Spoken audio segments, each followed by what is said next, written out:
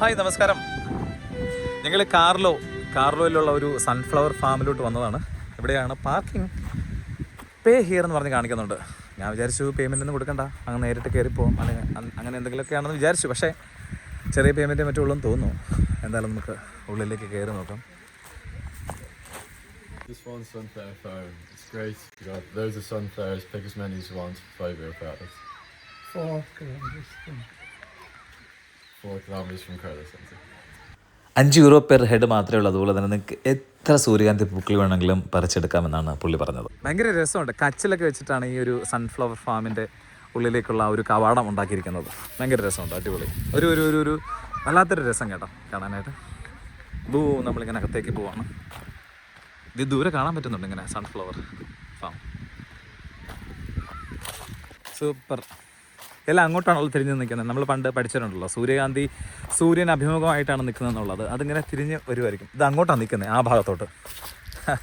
ഇനി അവിടെ നിന്ന് ഇങ്ങോട്ട് നടന്നു വന്നാൽ മാത്രമേ ഇതിൻ്റെ മുഖം കാണാൻ പറ്റുള്ളൂ. എല്ലാം നാണിച്ച് നിൽക്കുകയാണോ കണ്ടിട്ട്.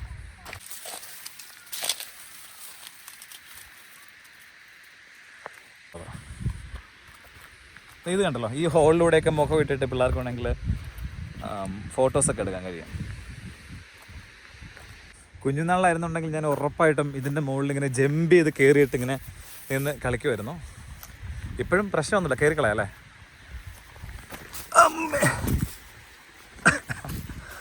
എന്തായാലും രസമുണ്ട്.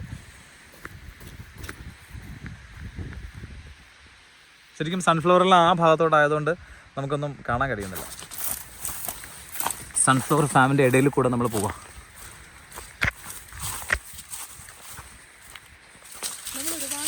യാത്ര ചെയ്ത് പോകുമ്പോൾ ഒരുപാടിടത്ത് ഇതേപോലത്തെ ചെടി കാണാം. ഇതെന്താണെന്ന് നമുക്ക് നല്ല ഡൗട്ട് ഉണ്ടായിരുന്നു. ഇപ്പോൾ ഈ സൺഫ്ലവർ ഫാമിലുള്ള ആൾക്കാരോട് ചോദിച്ചപ്പോൾ അവർ പറഞ്ഞു ഇത് മെയ്സാണ്, ഇത് കാറ്റിൽസിനെ ഫീഡ് ചെയ്യാൻ വേണ്ടിയിട്ടുള്ളതാണ്, അതിനുവേണ്ടി മാത്രമുള്ളതാണ്, പ്രോട്ടീൻ റിച്ച് ആയിട്ടുള്ള മെയ്സാണ് ഇതെന്നാണ് അവർ പറഞ്ഞത്.